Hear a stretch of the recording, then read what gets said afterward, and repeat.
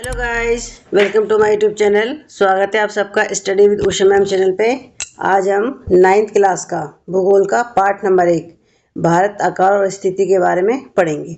ये चैप्टर बहुत इंपॉर्टेंट है। इसमें आपको भारत के बारे में बहुत सारी जानकारी आपको मिल जाएगी, ठीक है। और ये आपके मिड टर्म के हिसाब से भी जो चैप्टर है ये इंपॉर्टेंट है, ठीक है। और प्लीज़ लास्ट तक वीडियो को जरूर देखना, ठीक है, क्योंकि मैं आपको इसमें चीज़ों को बताऊंगी कि किस तरीके से क्वेश्चन आपके इसमें एग्जाम में आपसे पूछे जाते हैं जब मिड टर्म होता है, ठीक है। चलिए हम स्टार्ट करते हैं।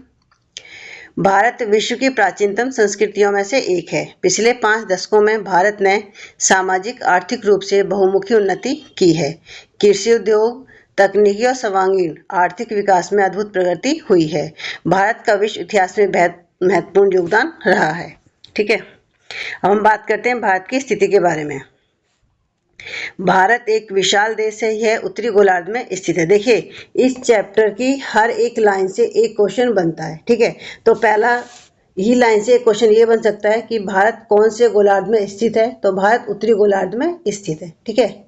और इसका मुख्य भाग 8 डिग्री 4 मिनट उत्तर से 37 डिग्री 6 मिनट उत्तर अक्षांश तथा 68 डिग्री 7 मिनट पूर्व से 97 डिग्री 25 मिनट पूर्व देशांतर तक है, ठीक है। तो इसमें भारत का देशांतर अक्षांशीय विस्तार है, ठीक है।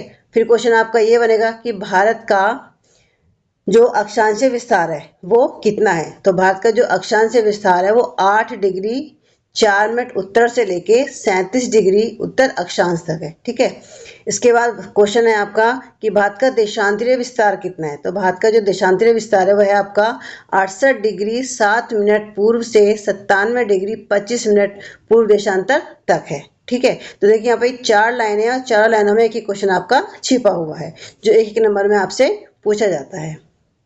कर्क रेखा 23.5 डिग्री 30 मिनट उत्तर में देश को लगभग 2 बराबर भागों में बांटती है। तो इस लाइन से क्वेश्चन बनेगा कि वो कौन सी रेखा है जो भारत को लगभग 2 बराबर भागों में बांटती है। तो है आपकी कर्क रेखा, ठीक है। और कर्क रेखा क्या है आपकी 23 डिग्री 30 मिनट, ठीक है। ये उसका समय है, ठीक है।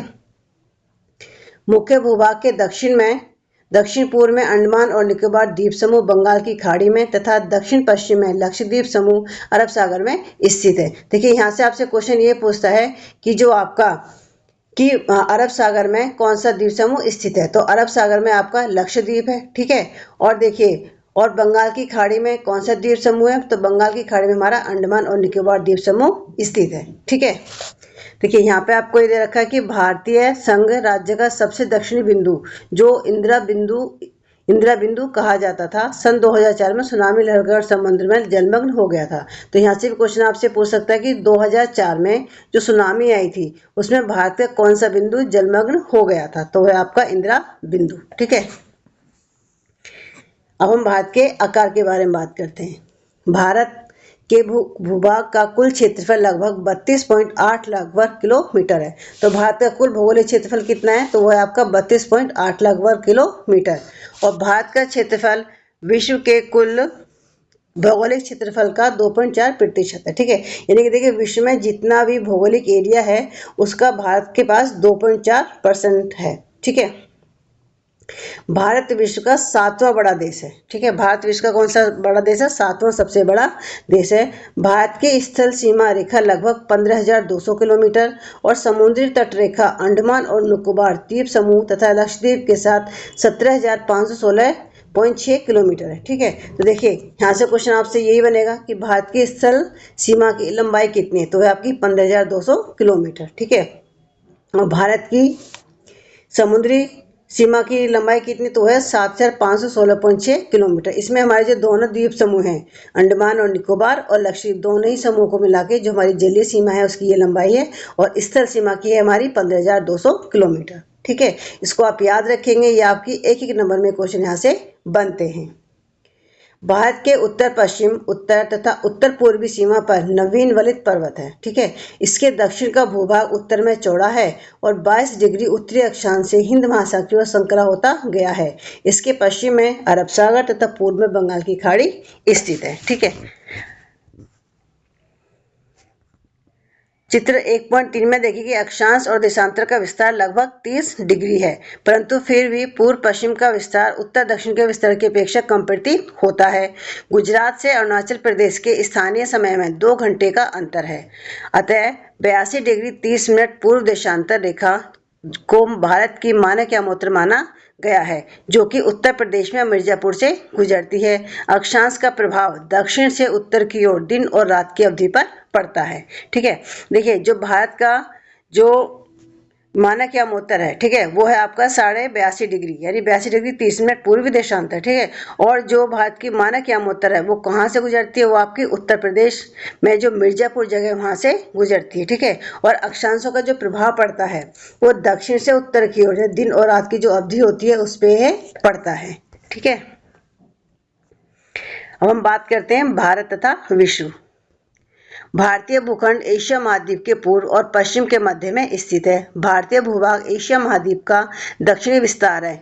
हिंद महासागर जो कि पश्चिम में यूरोपीय देशों और पूर्वी एशियाई देशों को मिलाता है, भारत को केंद्रीय स्थिति प्रदान करता है। ठीक है, देखिए दक्षिण का पठार हिंद महासागर में शीर्षवत फैला हुआ है और पश्चिम एशिया, अफ्रीका और यूरोप के देशों के साथ साथ पूर्वी एशिया के देशों में भी पूर्वी तट के माध्यम से निकटतम संबंध बनाए हुए है। हिंद महासागर में किसी भी देश की तटीय सीमा भारत जैसी नहीं है। भारत की इसी महत्वपूर्ण स्थिति के कारण एक महासागर का नाम इसके नाम पर पड़ा है। आपको पता है जो हिंद महासागर है, हिंद महासागर का नाम भारत के नाम पर ही पड़ा है। ठीक है, क्योंकि जो भारत है, भारत की स्थिति उसके अंदर केंद्रीय है। ठीक है, वो भारत का वहाँ पे सेंटर है, भारत को केंद्रीय स्थिति प्रदान करता है।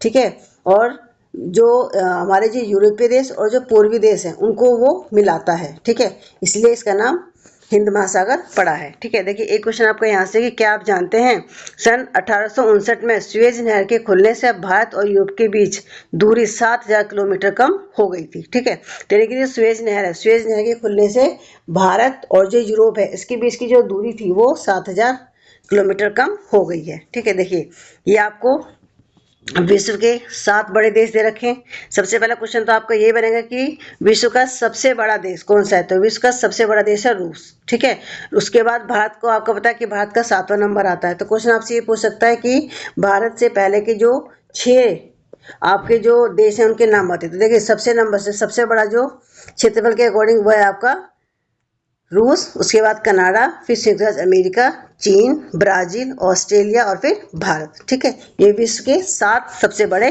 देश हैं।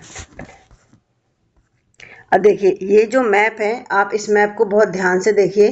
देखो इसमें आपको भारत का आप ये देख सकते हैं कि देखिए जहाँ पे ये अफगानिस्तान लिखा है, ठीक है, भारत की देखिए भारत की इसमें अगर आपसे पूछेगा, देखो अफगानिस्तान लिख रहा है 37 डिग्री 6 मिनट। ठीक है, और ये आपका 8 डिग्री 4 मिनट, ये आपका देशांतर था। ठीक है, ये आपको मैंने बताया था।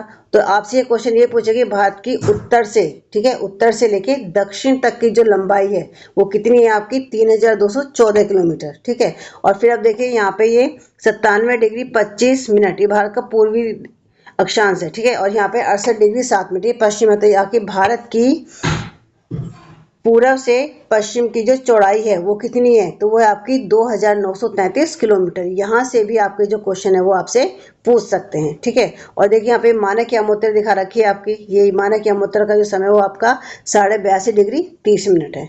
ठीक है, इस तरीके से इस मैप के अंदर से भी आपके क्वेश्चन बनते हैं। और देखिए ये अंतर्राष्ट्रीय व्यापार, देखो ये बीच में भारत है, और देखिए भारत का जो व्यापार है वो किस तरीके से होता है, समुद्री मार्ग से भी होता है और स्थल मार्ग से भी। ये अंतर्राष्ट्रीय व्यापार मार्ग है, जो ज़्यादातर जो व्यापार होता है वो समुद्री मार्ग से ही होता है। ठीक है, भारत का विश्व के देशों के साथ संपर्क युगों पुराना है, परंतु यह संबंध समुद्री जलमार्गों की अपेक्षा भूभागों से होकर था। उत्तरी पर्वतों के दर्रे से अनेक यात्री प्राचीन काल में भारत आए, जबकि समुद्री मार्ग बहुत समय तक ज्ञात नहीं थे। ठीक है, इन मार्गों से प्राचीन समय से विचारों और वस्तुओं का आदान प्रदान होता रहा है। भारत का पश्चिम, मध्य और पूर्व एशिया तथा दक्षिण एशिया के पड़ोसी देशों के साथ एक अद्भुत संपर्क रहा है।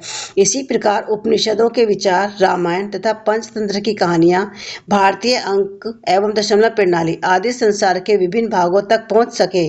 मसाले, मलमल आदि कपड़े तथा व्यापार के अन्य सामान भारत से विभिन्न देशों को ले जाए जाते थे। देखिए, आपको बताया जो पुराने जो मार्ग थे, उन मार्गों से आपको पता है कि भारत का जो मसाला था, ठीक है, जो वहाँ के भारत के जो मिर्च मसाले हैं, मलमल हैं, ये बहुत ही फेमस था, ठीक है, और ये सारा सामान भारत के दूसरे देशों में ले जाया जाता था। और इसी तरीके से देखिए, जो हमारे जो यहाँ पे जो उपनिषद थे, उपनिषद के क्या विचार हैं, ठीक है, रामायण और पंचतंत्र की कहानियाँ और भारतीय अंक, दशमलव प्रणाली आदि विभिन्न जो देश हैं, इन सब तक वो इन्हीं जो हमारा व्यापार था, इन्हीं के माध्यम से विदेशों में पहुंच सके, ठीक है। इसके विपरीत यूनानी स्थापत्य कला तथा पश्चिमी एशिया की वास्तुकला के प्रतीक मीनारों तथा गुंबदों का प्रभाव हमारे देश के विभिन्न भागों में देखा गया है। देखिए, जब एक देश का संपर्क दूसरे देशों के साथ संपर्क होता है, तो उस देश में कैसे लोगों का पहनावा क्या है, वहाँ की संस्कृति क्या है, वहाँ लोगों के विचार क्या है, वो सारी चीज़ों का आदान प्रदान किया जाता है, ठीक है। हम बात करते हैं भारत के पड़ोसी देश। भारत का दक्षिण एशिया में एक महत्वपूर्ण स्थान है। भारत में 28 राज्य और 8 केंद्र शासित क्षेत्र हैं। तो सबसे पहला क्वेश्चन ये कि भारत में कितने राज्य हैं? भारत में 28 राज्य हैं और केंद्र शासित क्षेत्र कितने हैं? केंद्र शासित हमारे 8 प्रदेश हैं, ठीक है। भारत की भूमि की सीमाएं उत्तर पश्चिम में पाकिस्तान और अफगानिस्तान के साथ हैं, ठीक है। उत्तर में चीन, तिब्बत, नेपाल और भूटान के साथ तथा पूर्व में म्यांमार व बांग्लादेश के साथ है। देखो, आप ये देख सकते हो, इस मैप के अंदर आप देख सकते हो, ऊपर ये जो लद्दाख लिखा है हमारे पूर्व है, तो यहाँ पे देखिए पूर्व में किस उत्तर है, उत्तर में किस साथ है? पाकिस्तान, अफगानिस्तान से, ठीक है। और अगर हम बात करें, देखो पूर्व में देखो ये आपका ये रहा चीन है, ठीक है, चीन, नेपाल, भूटान, ठीक है, और ये बांग्लादेश, ये सारे भारत के पड़ोसी देश हैं, ठीक है। दक्षिण में समुद्र पार हमारे 2 द्वीप समूह राष्ट्र श्रीलंका और मालदीव। देखिए, श्रीलंका और मालदीव है, ये क्या है? ये आपके द्वीप समूह देश हैं, ठीक है। भारत और श्रीलंका के बीच में छोटा समुद्री रास्ता पाक जल संधि तथा मन्नार की खाड़ी है। मालदीव लक्षद्वीप समूह के दक्षिण में स्थित। देखो, ये मालदीव और ये हमारा लक्षद्वीप, ठीक है। यानी जो हमारी जो मालदीव है, मालदीव लक्षद्वीप समूह के दक्षिण में स्थित है, ठीक है। और यहाँ से क्वेश्चन बनता है कि भारत और श्रीलंका के बीच जो संधि है, जो जल संधि है, उसको किस नाम से जाना जाता है? उसको हम बोलते हैं पाक जल संधि तथा मन्नार की खाड़ी, ठीक है। अपने पड़ोसी देशों के साथ भारत के भौगोलिक और ऐतिहासिक संबंध बहुत अच्छे रहे हैं। अपनी एटलस में एशिया के मानचित्र में देखा कि भारत कैसे अलग दिखाई देता है, ठीक है। देखिए, इस चैप्टर में लेकिन इस चैप्टर छोटा बेशक है, लेकिन हमें इसमें भारत के अक्षांश, देशांतर, भारत के सारे पड़ोसी देश, ठीक है, और भारत से किस तरीके से चीज़ों का आदान प्रदान हो, वो सारी चीज़ें हम इस चैप्टर के अंदर हमें मिल जाती हैं, ठीक है। तो ये आपका जो मिड टर्म एग्जाम होगा उसके हिसाब से भी ये चैप्टर बहुत ही इंपॉर्टेंट है, ठीक है। जो यहाँ से इसमें से काफ़ी क्वेश्चन, एक ही नंबर में क्वेश्चन आपसे पूछे जाते हैं और 3 नंबर या 5 नंबर में क्वेश्चन आपसे पूछे जाते हैं, ठीक है। तो प्लीज़ मेरे चैनल को लाइक और सब्सक्राइब जरूर करें, साथ में दूसरे बच्चों को भी शेयर करें ताकि और बच्चों को भी इसका फ़ायदा मिल सके, ठीक है। और आप कमेंट्स करके ही बता सकते हैं कि चैप्टर आपको समझ आया या नहीं, और आपको किस तरीके से कोई भी, अगर आप कोई भी क्वेश्चन पूछना चाहते हैं, वो भी आप क्वेश्चन आप इसमें पूछ सकते हैं, ठीक है। तो आज की वीडियो बस इतना ही, मिलते हैं आपसे नेक्स्ट वीडियो में। Thank you.